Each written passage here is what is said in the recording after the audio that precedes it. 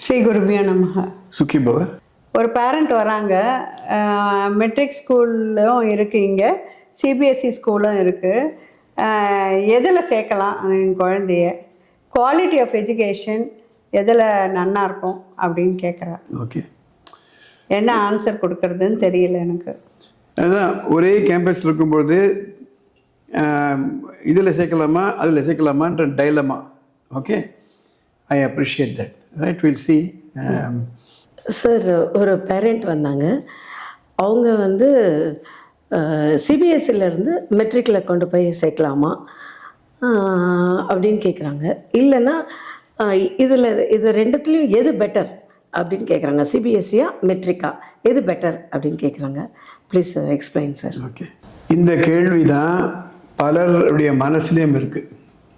அதனால் இந்த பதிலை நம்ம விஸ்வக்சேனா ஸ்கூல் பேரண்ட்ஸ்க்கு மட்டும் இல்லாமல் எங்கே பேரண்ட்ஸ் இருந்தாலும் எங்கே ஸ்டூடெண்ட்ஸ் இருந்தாலும் இதை வந்து பதிலாக நான் பதிவு பண்ண விரும்புகிறேன். ஒவ்வொருத்தருக்கும் ஒரு விதமான ஸ்ட்ரென்த் இருக்குது. முன்னெல்லாம் சொல்லுவாங்க, சிவாஜி கணேசன்கிட்ட பக்கம் பக்கமாக வசனம் கொடுத்தா கூட அப்படி பார்த்த உடனே ஒப்பிச்சுட்டு வரான். ஒரு வார்த்தை பிசகாமல் ஒப்பிப்பார். இப்போ சினிமாவில் நடிக்கணும், ட்ராமாவில் நடிக்கணும் அப்படின்னா அவங்க எழுதி கொடுத்த மொத்தத்தையும் அப்படியே மனப்பாடம் பண்ணி அப்படியே நீங்கள் ஒப்பிக்கணும். அதுதான் சினிமாவில். அப்படி பண்ண முடியாது உங்களால் அப்படின்னா you can not be an actor. Correct.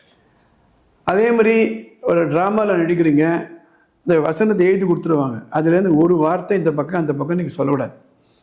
அது வந்து that is what is required in a cinema or a drama.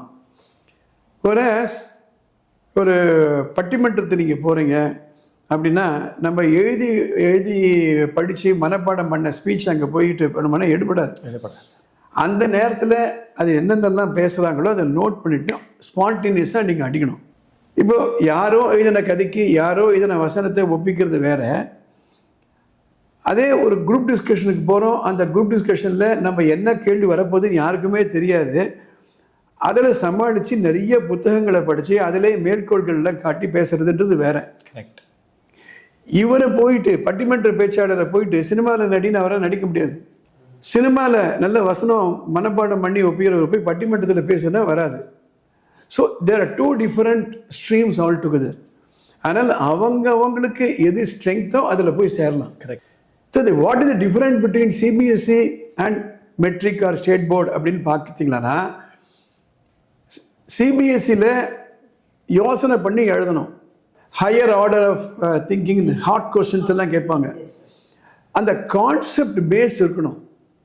அந்த கான்செப்ட் பேஸ் இருந்ததுன்னா சிபிஎஸ்சி கொஸ்டின் ஆன்சர் பண்ண முடியும். அதே மெட்ரிகுலேஷனில் அதை தரவாக படித்து அந்த ஃபோட்டோகிராஃபிக் மெமரின்னு சொல்லுவாங்க. அப்படி பார்க்கும்போது எக்ஸாம்பிள் எழுதும்போது அந்த பேஜே ஞாபகம் வரணும். புக் பேக் கொஸ்டின் இருக்கும்.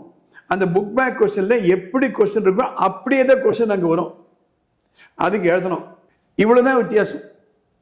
நீங்கள் புக் பப்ளிஷர்லாம் போய் பார்த்தீங்களன்னா 2 ஸ்ட்ரீமுக்கும் புக் பப்ளிஷ் பண்ணுவாங்க. ஒரே பப்ளிஷர்ஸ், ஆக்ஸ்ஃபோர்ட் கம்பெனி இருக்குது அப்படின்னா அவங்க சிபிஎஸ்சிக்கு 8th ஸ்டாண்டர்ட் சயின்ஸ் இருக்குது. அதே மாதிரி மெட்ரிக்கில் 8th ஸ்டாண்டர்ட் சயின்ஸ் இருக்குன்னா அது தனியாகவே இருக்கும் புக்கு. ஆனால் concept will be the same. Mathematics, Pythagoras தியரமோ இல்லை வந்து ஒரு கேல்குலேஷனோ இல்லை வந்து இன்டகிரேஷனோ என்னவோ ஐடென்டிக்கலாக இருக்கும். There is no different. History, geography சப்ஜெக்டில் சேஞ்சஸே கிடையாது. So to answer your question, the difference is in the way of teaching and the way of preparing for the exam and the way of writing the answer. அவ்வளோதான் வித்தியாசம். Correct. இப்போ நம்ம 4 பேர் இருக்கோம். இல்லை நீங்கள் என்ன ஸ்ட்ரீமில் படிச்சீங்க? சிபிஎஸ்சியா மெட்ரிக்கா? சிபிஎஸ்சி. நீங்கள் மெட்ரிக். நான் மெட்ரிக். நீங்கள் ஸ்டேட் போர்டு. State board. இப்போ நம்ம 4 பேரும் நாளைக்கு காக்னிசன்ட்லேயோ இல்லை ஏதோ ஒரு கம்பெனியில் போய் சேர போகிறோம். அங்கே ஒரே கஸ்டமர் தான், ஒரே ப்ராடக்ட் தான்.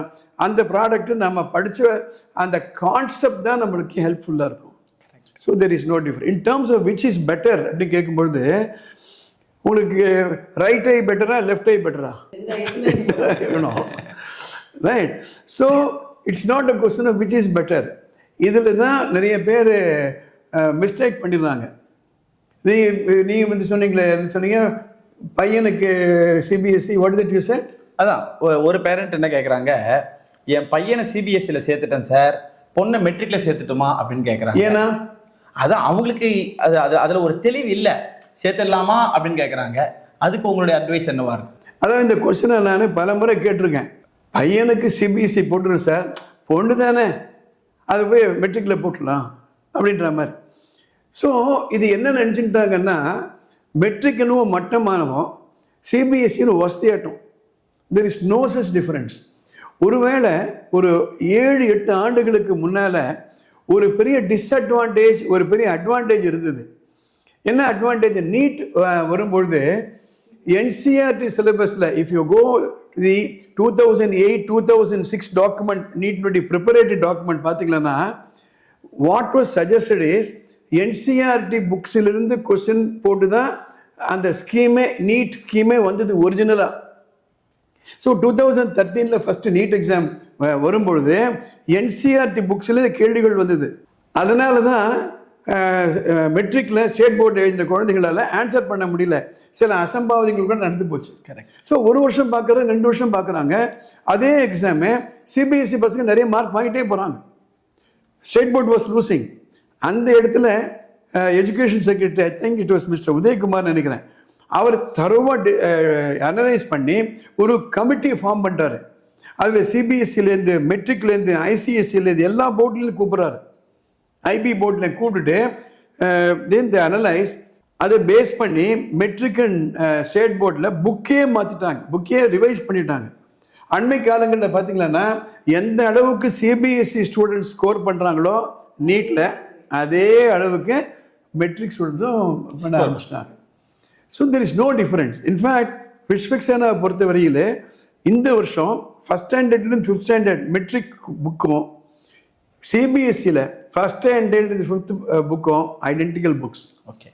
ஸோ எப்படி எடுத்துகிட்டு போகலாம்? இப்போ நீங்கள் ஒரு கேள்வி கேட்டீங்க, இங்கேருந்து அங்கே அழைச்சிட்டு போகலாமா அப்படின்னா, அந்த ஸ்டூடெண்ட் நம்ம பார்க்கணும்.